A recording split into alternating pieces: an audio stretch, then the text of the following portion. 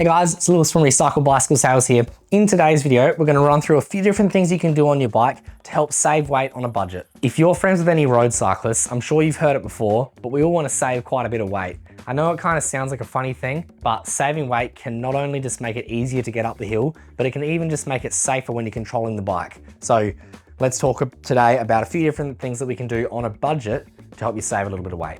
At the start of this video, this bike currently weighs 9.01 kilos. 9.01, as if it's not 9 flat. Anyway, 9.01, that's our benchmark. Let's work out how much weight we can save while keeping on a budget. The first thing that we can talk about upgrading is just simply the tires. Maybe the tires that you've had on your bike might have been on there for quite a while, and maybe they're beginning to get a little bit dry and old.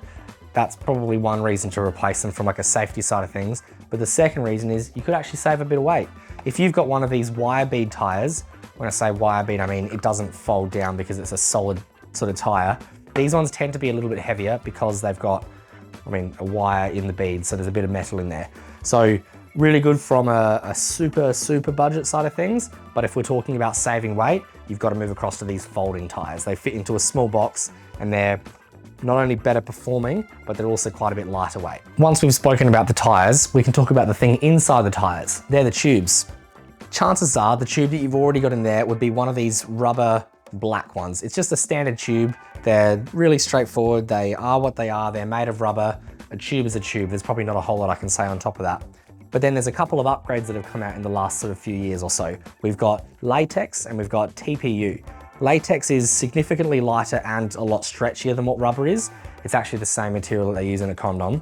And then we can look at these TPU tubes, which are actually made of plasticky kind of material here. So these are two of the upgrades that we can talk about, and they will help you save heaps of weight, not only in regards to how much it weighs, but also in regards to the actual rolling mass. So when you're moving along and you've got to slow down and pull your brake, it's easier to stop and it's easier to speed up as well. So upgrading the tubes and the tires inside your bike can make a really big difference. And along with replacing the tires and the tubes and that circle area there, we can also talk about actually replacing the wheel. Now, lots of people will view the wheels as quite an expensive upgrade. I suppose in comparison to some other things it could be, but if we're looking at a set of pre-owned aluminium wheels, you could get a pair of them for about 150 bucks. So it might be an upgrade that's worth looking into.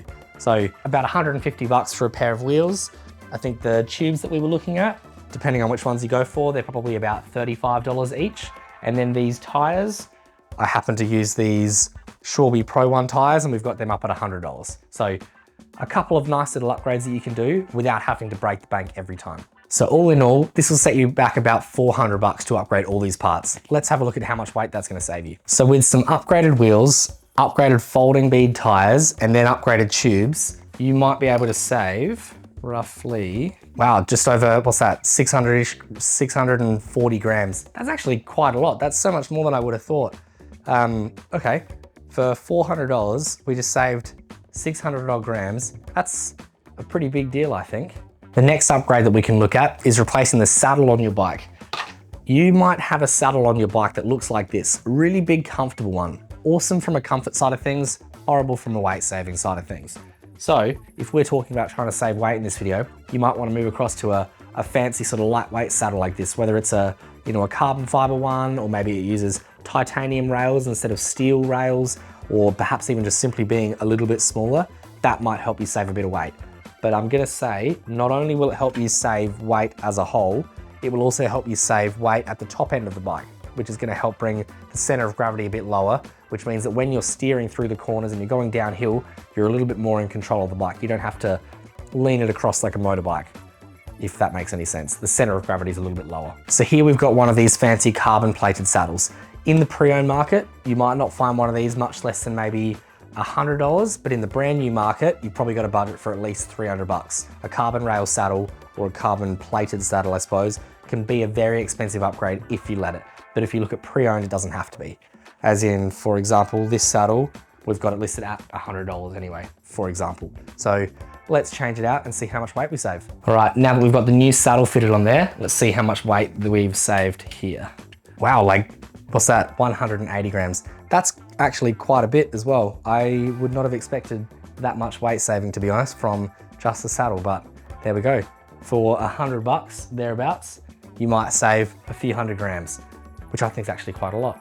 As an added bonus here, if you picked the correct saddle according to our YouTube video further back, not only have you saved some weight, you might have also gone to a more comfortable saddle. In relation to the saddle, we can also talk about what it's connected to, which is the seat post. You can upgrade the seat post. Sometimes they come as maybe like a steel seat post or an aluminium seat post, which are both metal. You could move up to a carbon fiber seat post. That might help you save a bit of weight. However, on some bikes, including this one here, you might have an interesting shaped seat post. It's not perfectly cylindrical like these ones are. It might be a bit of a teardrop shape, which means that there's very, very, very specific seat posts that have to fit into this bike. If you have a teardrop shaped seat tube and seat post, chances are you've already got the fancy carbon fiber one. So there might not be room for upgrade there, but for most normal bikes, you might be able to upgrade from a metal to a carbon fiber seat post. Now, whilst I can't really show you what it looks like on the bike, I can still show you the weight savings. So let's grab the scales and we'll have a quick look at how much weight we might save. If we looked at one of the original sort of metal seat posts, if I rested on there, 390 grams roughly. But then if I came across to one of these carbon fiber seat posts, 280 grams. So quite a bit lighter, good 100 grams. So that might save you quite a bit of weight as well. To buy one of these carbon fiber seat posts, again, in the pre-owned market, I think you've got to be ready for at least $50. Whereas in the brand new market, you're probably gonna have more like $150 at least. If you've made some adjustments to your seat height before, you might have put it quite low, which means that the seat post might be poking really far into the frame. All of this section of seat post here is just dead weight. It's not really weight that you need.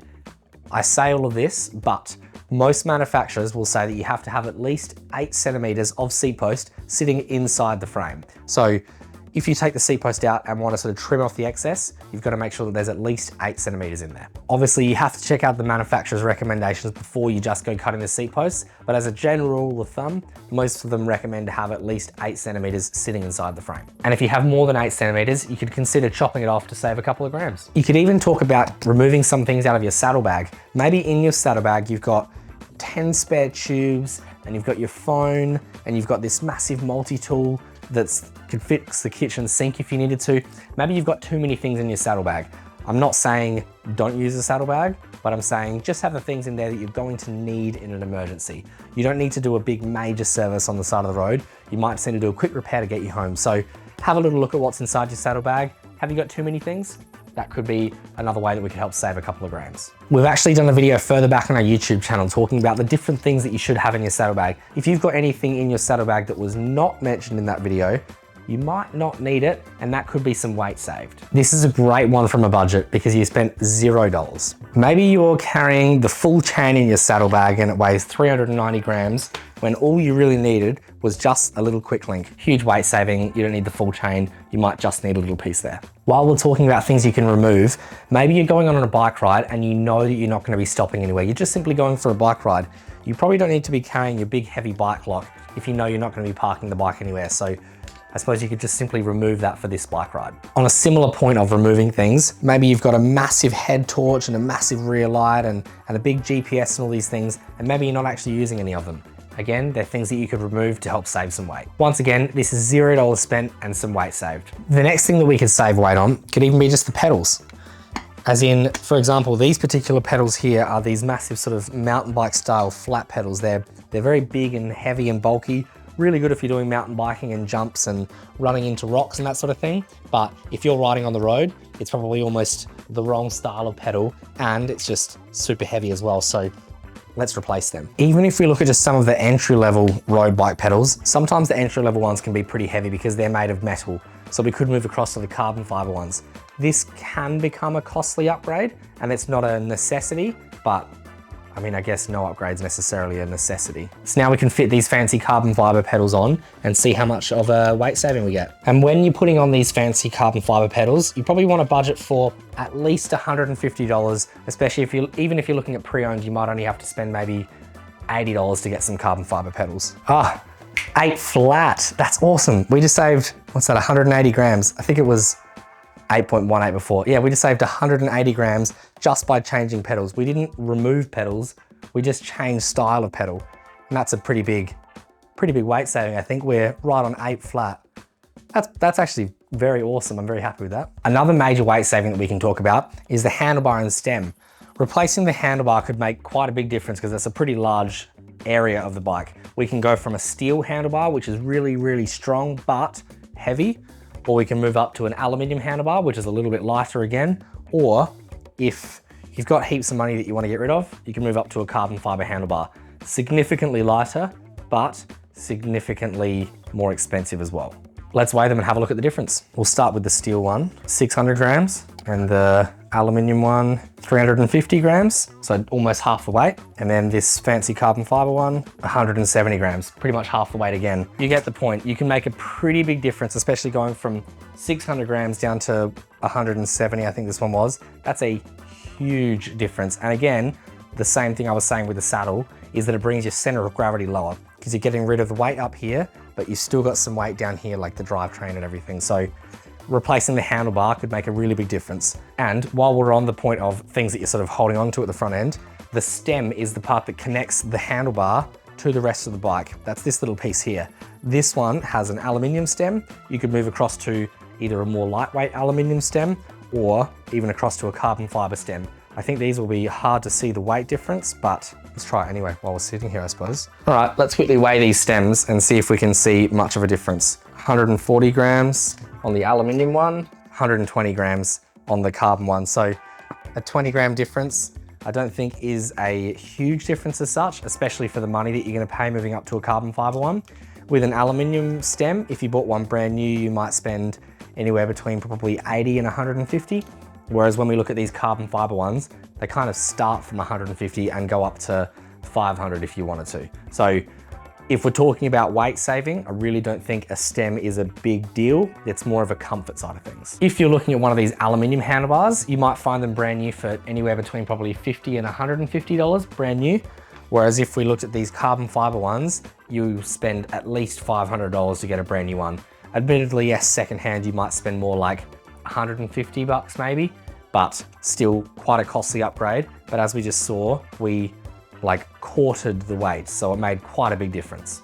Some of the extra little things that you could do, which might sound like a little bit of a gimmick, is maybe even just something like removing the valve caps off the bike, or maybe instead of having 2 water bottle holders, you might only have one.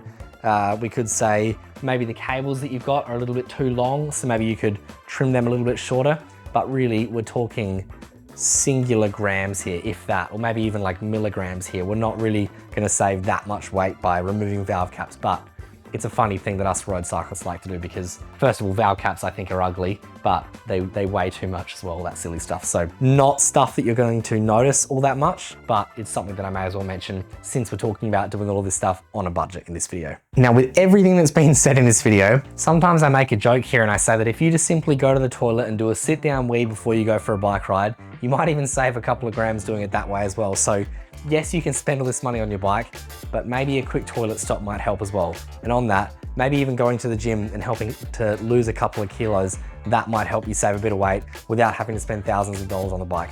None of this is me pointing a finger at anybody. I'm just saying you might be able to save a bit more weight on your body rather than spending money on your bike is all I'm saying here.